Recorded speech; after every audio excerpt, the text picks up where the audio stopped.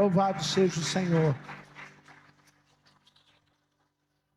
Se cada uma das coisas que nós falamos neste lugar acontecer na nossa vida, nós já sairemos daqui nesta manhã de maneira diferente. Volta o hino, por favor, varão.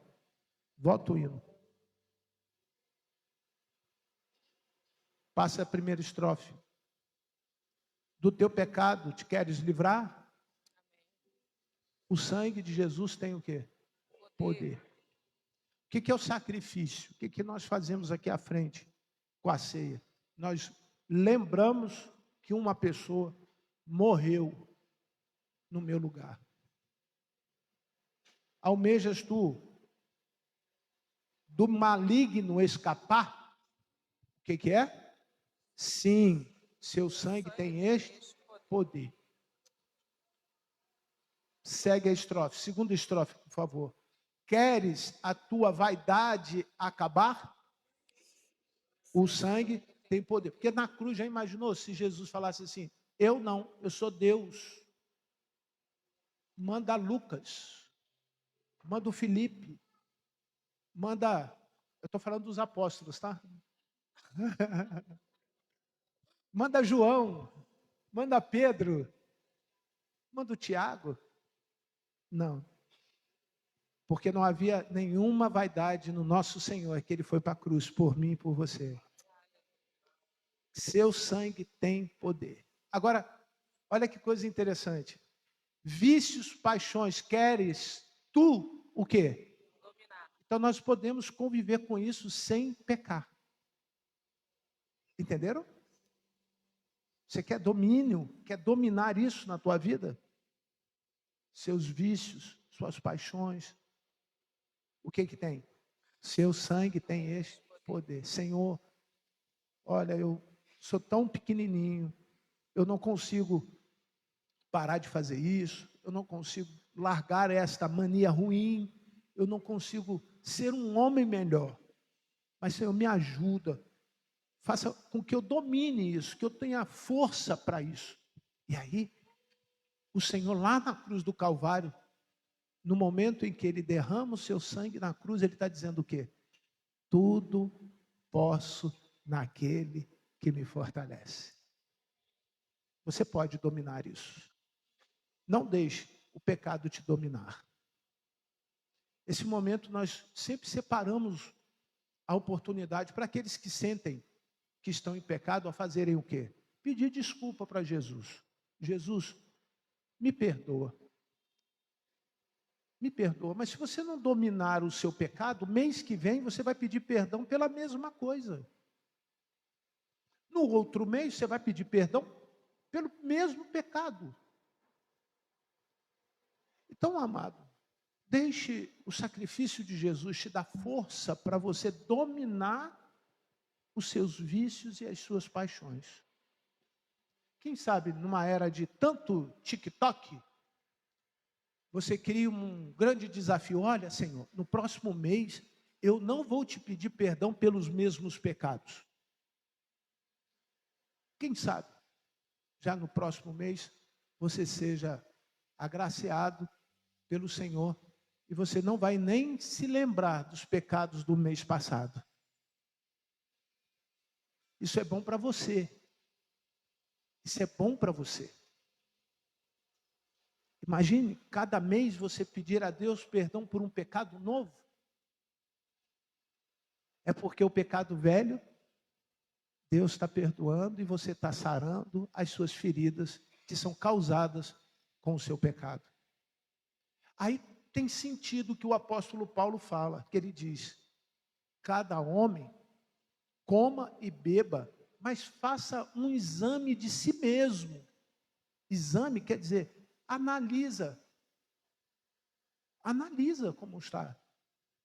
Porque se você come e bebe, não podendo comer e beber, ou seja, se você não tem essa consciência de que o Espírito Santo está aqui para te ajudar a te libertar dos pecados antigos e te dar força para viver uma caminhada com Ele até a sua volta. Irmão, pecador, Deus sabe que nós somos. Mas Ele não quer que você viva no pecado. E aí tem sentido.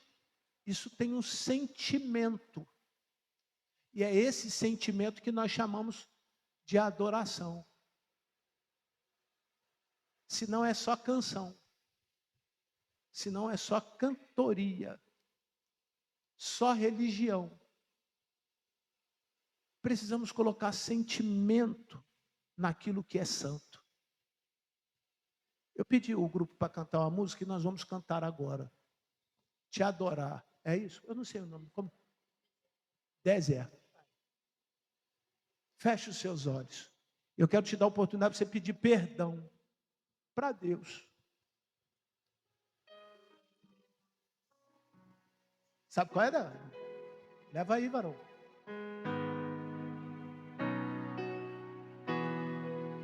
A igreja sabe cantar, tá bom?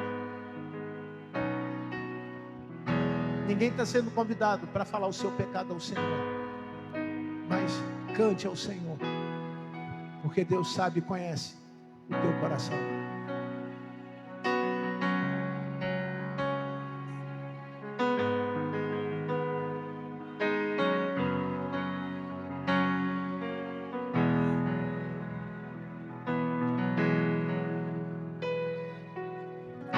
Eu não preciso transformar pedras em pães para provar que no deserto tu estás cuidando de mim. De um lugar alto não vou me lançar, só para demonstrar o teu poder. Não preciso ver fenômenos para crer em ti. Não troco nossa comunhão pelo prazer de conquistar palácios, riquezas. Como um deserto isso vai passar. Por isso resistindo estou. E quando a minha força se esgotar, o teu anjo vai me alimentar. Te adorar eu quis sustentar-me de pé. Não vou perder a guerra de louvar em meio às tentações. É mais que estratégia. Posso não ver o amanhã, mas hoje sei que esse deserto vai chegar ao fim. O Senhor está cuidando de mim. Você crê nisso? Glorifica ao Senhor por isso. Aleluia! Aleluia! Toda resistência no mundo espiritual vem pela adoração. E o Espírito tirou Jesus de onde estava e levou para o deserto. E ali o texto diz bem claro, para orar. Mas sabe o que Jesus estava fazendo enquanto ele falava com Deus? Adorava. Ele adorava. Você consegue entender o que Deus quer que você faça?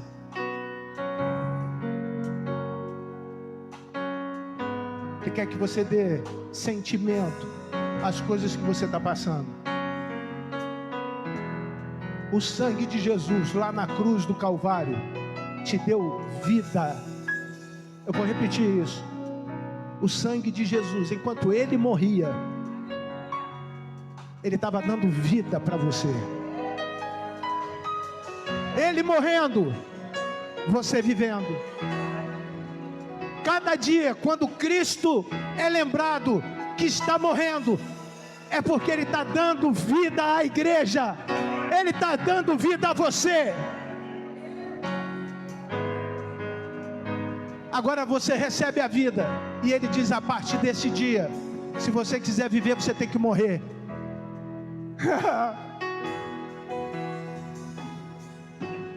A partir do momento em que você crê na cruz, A partir do momento que você aceita Jesus, Ele já morreu, mas agora Ele quer que você morra para as paixões, morra para os seus pecados, morra para as suas mentiras, morra para a sua tristeza, morra para tudo aquilo que Ele já morreu lá na cruz do Calvário por você. E nós demos um nome a isso: deserto. Nós conceituamos isso. E nós sabemos quanto é difícil estar no deserto. Você está no deserto, irmão, em alguma área da tua vida? Levanta assim sua mão, por favor. Levanta assim, bem alto.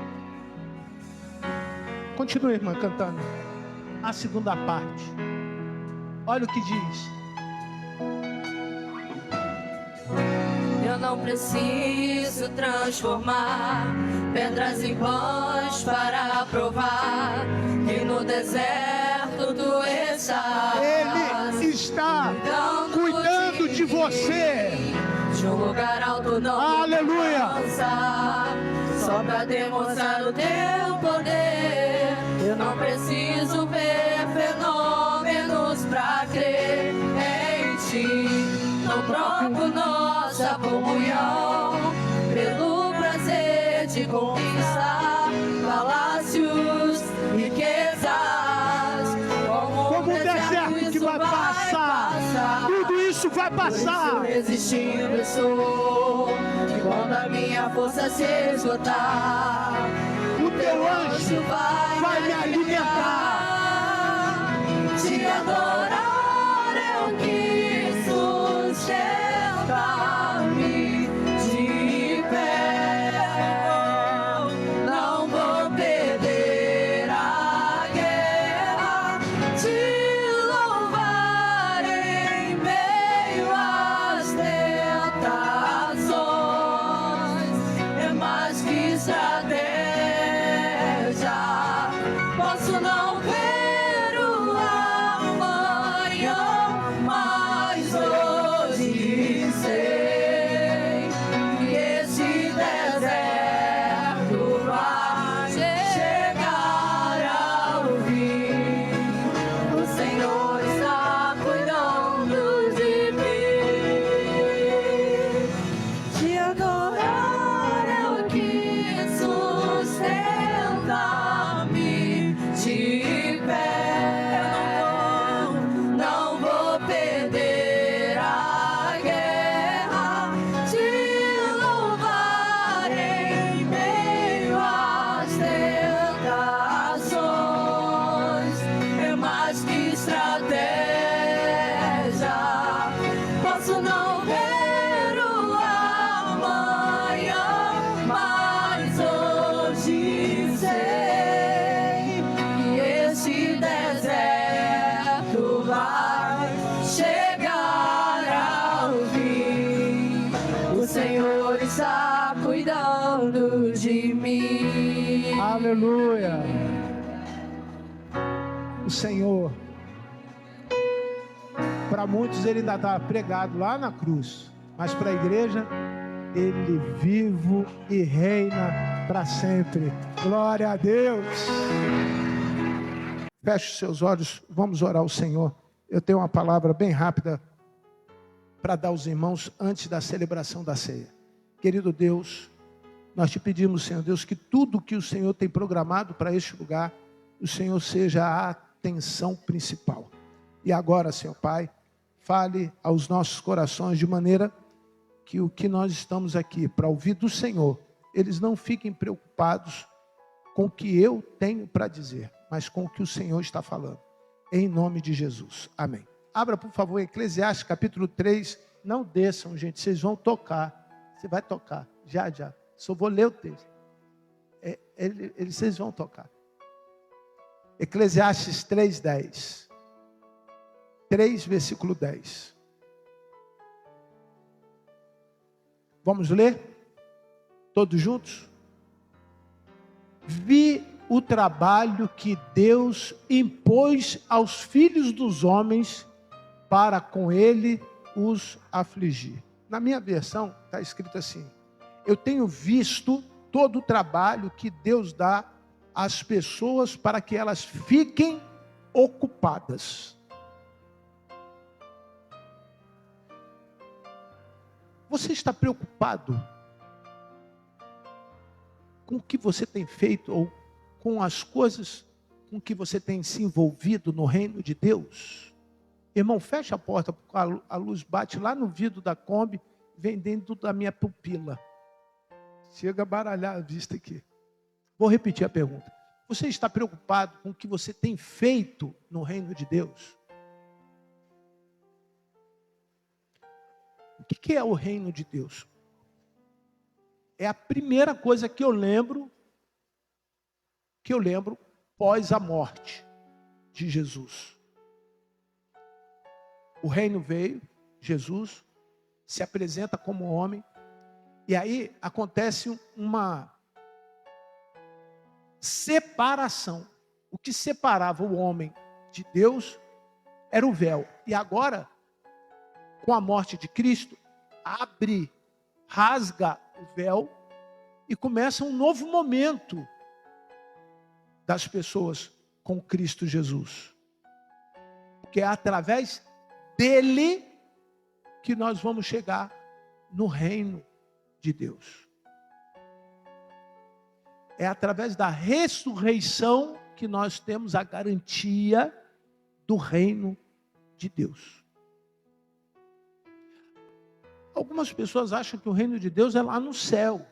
Outras acham que é aqui na terra. Outros, de uma maneira mista, acham que é lá e aqui.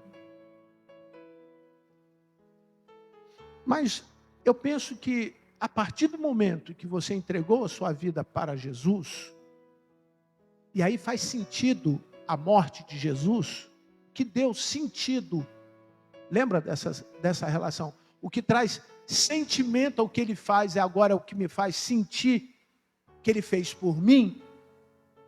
Compreendem? Compreenderam? Amém? Compreenderam de verdade? Se não é vão. Senão, se eu não sinto nada, aquilo que ele fez lá não tem valor nenhum. Então, se eu tenho algum sentimento, o sentimento é para que eu vá, através dele, para o reino de Deus. E o que você tem feito para o reino de Deus? Alguns têm feito coisas grandes, outros têm feito coisas menores, outros não têm feito absolutamente nada. Mas o que eu quero considerar é exatamente esse texto, porque esse texto é do Velho Testamento, lá no livro de Eclesiastes. O autor lança uma proposta para aqueles que leem esse versículo.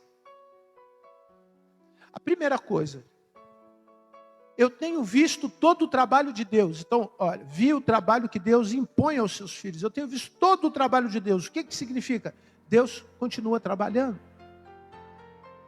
E se Deus continua trabalhando, Ele continua trabalhando em favor dos seus. A seu favor. E agora, a segunda coisa que eu enxergo nessa frase é que Ele espera que eu também trabalhe. O meu pai trabalha até agora. E eu também trabalho. Foi a orientação de Jesus. Então nós temos essa demonstração da relação. Que Deus continua operando, fazendo, agindo, soberano, me amando. Mas Ele também quer que eu trabalhe. Eu preciso me envolver com isso. Eu preciso ter paixão nas coisas do reino de Deus.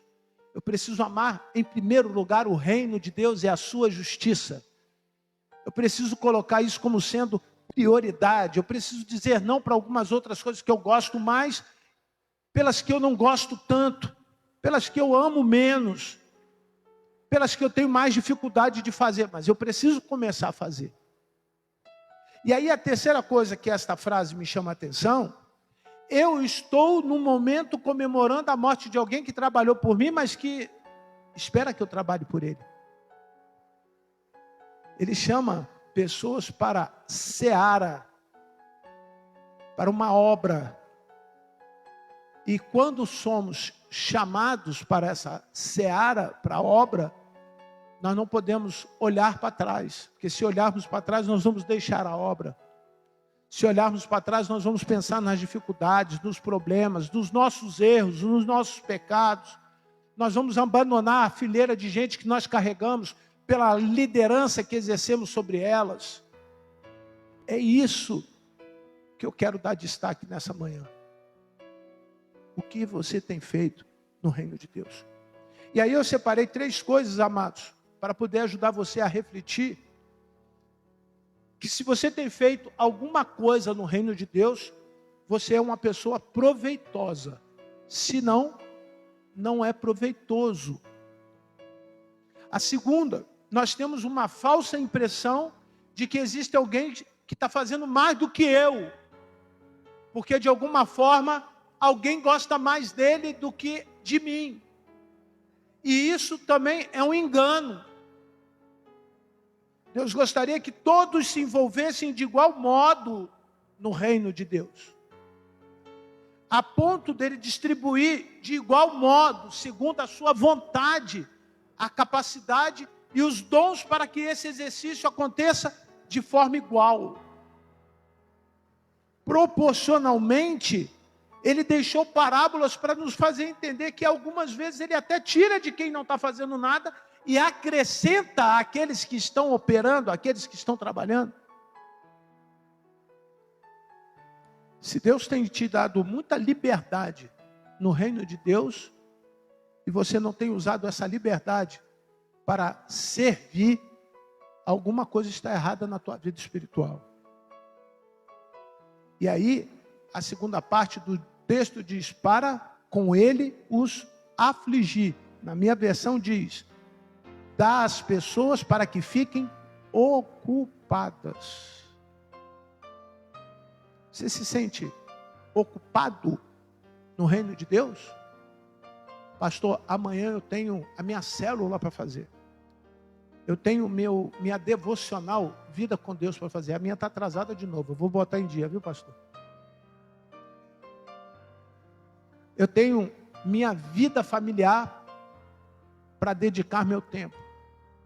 Eu tenho a minha escola, eu tenho o meu trabalho, eu tenho... Você consegue entender? Ninguém é desocupado. Ninguém é desocupado. Mas você precisa se ocupar com as coisas de Deus. E agora vem o milagre. Presta atenção, olha para mim. Você ocupado com as coisas de Deus, Deus não deixa você preocupado com as suas. Compreendeu o mistério? Você ocupado com o reino de Deus, Deus continua agindo, trabalhando, fazendo coisas extraordinárias com as suas. O nosso apelo, olha bem, o nosso apelo é que você se ocupe com as coisas do reino de Deus. E que nesse mês de maio comece na sua casa este grande desafio, não só das 7 semanas, mas que você consiga envolver, sem excluir ninguém da sua lista de prioridade, mas colocando na sua lista de prioridade aquele que precisa ser, de fato, primeiro. E o primeiro na minha vida, na tua vida, tem que ser o Senhor Jesus. Quer prosperar? Quer prosperar? Levanta a mão, assim. Vou contar uma coisa para vocês, o remédio vai aumentar. Fica com a mão assim. Isso. Se o remédio vai aumentar, o que aumentou junto? A gasolina, o arroz, o feijão, o aluguel, a luz, o imposto da água, o imposto da luz. Fica com a mão assim. Você tem como mudar essas coisas? Faz assim. Não. Mas se você prosperar, com a mão assim, estas coisas não vão te preocupar. Por que ficamos preocupados com essas coisas? Porque estamos sempre precisando de alguma delas. Agora tem sentido, Mateus 6,33. Buscar em primeiro lugar o reino de Deus e a sua justiça, e o que acontece? Esse é o desafio. Esse é o nosso maior desafio. Todas as outras coisas, todas, quer dizer, você está preocupado com o que vai acontecer amanhã. Olha, irmão, que nada Deus nos dá para fazer que nós não possamos fazer. Exemplo de Noé, velho, cansado, numa terra cheia de guerra, sem nenhuma ferramenta para fazer uma grande embarcação. Ele não fez? Ele não fez? Fez. Porque ele colocou em primeiro lugar aquilo que Deus mandou ele fazer. Coloque em primeiro lugar o que Deus tem mandado você fazer. Se sinta ocupado. Os que andam ocupados demais com a igreja, irmão, você vai ter uma bênção que eu não posso te dar. Mais do que a caixinha de bombom. Mais do que as orações das irmãs fervorosas do sapatinho de ouro. Mais do que qualquer outra coisa. Porque o que vem do Senhor para abençoar a sua vida. Amém? Aguardo os diáconos e os pastores para estarem aqui conosco, para nós celebrarmos a ceia. Quem pode participar da ceia? Aqueles que estão batizados e que, vivendo em comunhão com a sua igreja, está apto para tomar.